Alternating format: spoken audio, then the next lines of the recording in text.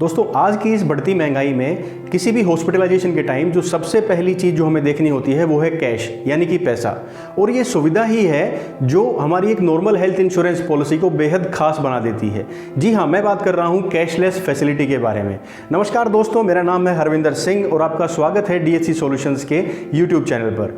आज की वीडियो में आपको बताऊँगा कि कैशलेस फैसिलिटी की क्या इंपॉर्टेंस है और पूरी इसकी स्टेप बाय स्टेप क्या प्रोसेस है। एडमिट होने से लेकर पूरा आपका कैशलेस क्लेम का अप्रूवल का पूरा क्या प्रोसेस है, ध्यान से सुनिएगा।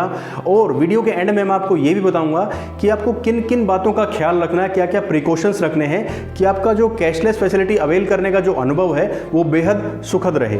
दोस्तों अगर आपने अब तक चैनल को सब्सक्राइब नहीं किया है तो प्लीज़ चैनल को सब्सक्राइब कर दीजिए। देखिए यूट्यूब हमें पूरा डाटा देता है कि 80% ऑफ मेरे व्यूअर्स जो हैं उन्होंने अब तक सब्सक्राइब नहीं किया है। देखिए मोटिवेटेड तो मैं रहता ही हूँ क्योंकि ये मेरा पैशन है, लेकिन अगर आप चैनल को सब्सक्राइब करेंगे तो उसमें थोड़ा सा बूस्ट मिल जाता है। प्लीज़ चैनल को सब्सक्राइब कीजिए और बेल आइकन प्रेस कर दीजिए। चलिए वीडियो को शुरू करते हैं। दोस्तों कैशलेस फैसिलिटी कैसे काम करती है?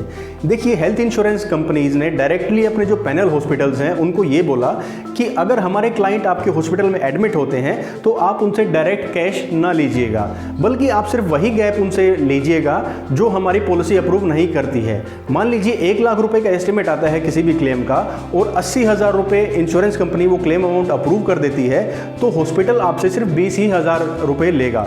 देखिए इसके लिए उन्होंने क्या किया है, एक टीपीए यानी कि थर्ड पार्टी एडमिनिस्ट्रेटिव जो है वो हॉस्पिटल में रिप्रेजेंटेटिव अपना वहाँ पे उसको सीट दी हुई है, वो ही इस पूरे प्रोसेस को रेगुलेट करता है और सारे अप्रूवल्स और आपकी एप्लीकेशंस को फॉरवर्ड करता है ताकि आपको किसी भी तरह की परेशानी ना हो। देखिए दोस्तों क्योंकि इमरजेंसी के टाइम में ही इस फैसिलिटी का सबसे ज़्यादा फायदा होता है, तो सबसे पहले आपको ये देख लेना है प्लान्ड हॉस्पिटलाइजेशन के टाइम कि आपके नेटवर्क हॉस्पिटल्स कौन कौन से हैं और उनमें से किस हॉस्पिटल में आपको अपना ट्रीटमेंट करवाना है। उसके बाद आपको अपना जो हेल्थ पॉलिसी कार्ड है आपकी पॉलिसी किट के साथ जो आपको मिलता है वो लेके जाना है हॉस्पिटल में। उसके साथ साथ आपको अपना प्री ऑथराइजेशन एक फॉर्म फिल करना पड़ेगा टीपीए के पास यानी थर्ड पार्टी एडमिनिस्ट्रेटिव के पास, जिसमें सारी डिटेल्स मेंशन होंगी आपके डायग्नोसिस की और आपके ट्रीटमेंट की। और उस फॉर्म को आपके जो अटेंडिंग फिजिशियन हैं यानी जो डॉक्टर आपको ट्रीट कर रहे हैं वो भी साइन करेंगे ताकि कोई डिटेल्स मिसमैच ना हो और किसी भी तरह की इंफॉर्मेशन गलत ना हो।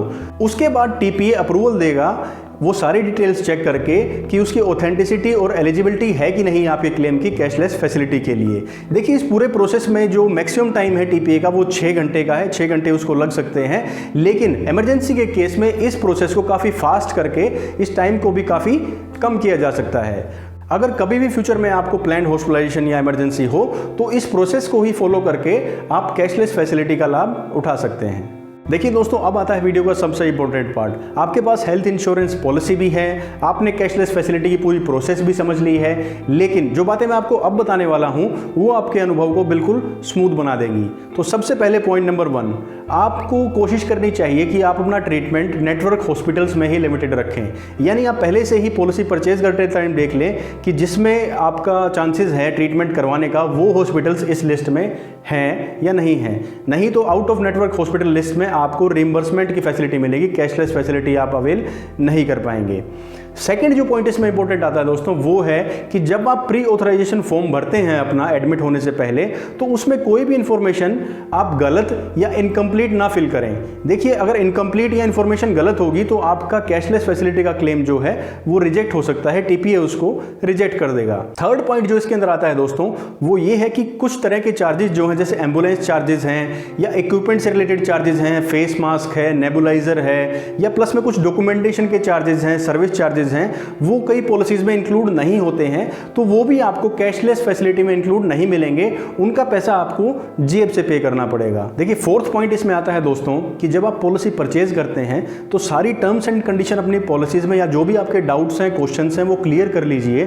खरीदते टाइम ही इन बातों का अगर क्लैरिटी हो जाएगी तो आपके डिसीजंस उतने ही बेहतर होंगे क्लेम भी लेते टाइम पे। फिफ्थ पॉइंट इसके अंदर आता है कि जितने भी डॉक्यूमेंट्स रिलेटेड हैं आपके डायग्नोसिस से, ट्रीटमेंट से या टेस्ट से या कोई मेडिसिन की इनवॉइसेज हैं उनकी एक एक फोटोकॉपी आप अपने पास ज़रूर रखिए फ्यूचर रेफरेंसेज के लिए। देखिए हो सकता है इमरजेंसी के टाइम पे कुछ खर्चे ऐसे हैं जो कैशलेस फैसिलिटी में आप अवेल ना कर पाएँ, तो उनका बाद में आप रिइंबर्समेंट ले सकते हैं इंश्योरेंस कंपनी से। Last but not the list सबसे इंपॉर्टेंट पॉइंट वो ये कि अगर आपका सम इंश्योर्ड खत्म हो जाता है तो कैशलेस फैसिलिटी का भी कोई बेनिफिट नहीं रहता है, क्योंकि उस लिमिट से बाहर तो इंश्योरेंस कंपनी आपको ट्रीटमेंट के एक्सपेंसेस नहीं देगी।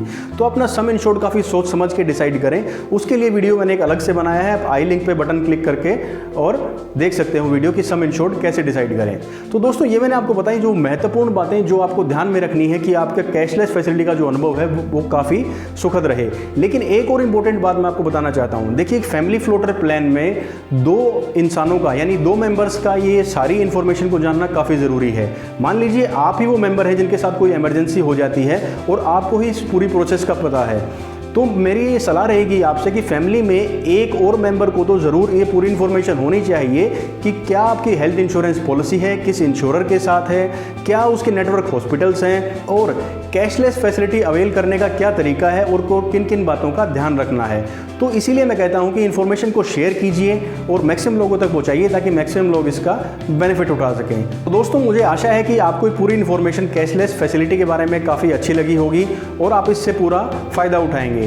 दोस्तों इस पूरी हेल्थ इंश्योरेंस की सीरीज़ को बनाने का मेरा एक मकसद रहा है कि मैक्सिमम अवेयरनेस से आपका नुकसान जो है उसको कम से कम किया जा सके। तो दोस्तों वीडियो को शेयर कीजिएगा, चैनल को सब्सक्राइब कीजिएगा और मिलते हैं नेक्स्ट वीडियो में। Till then take care, stay healthy and stay fit. Thank you.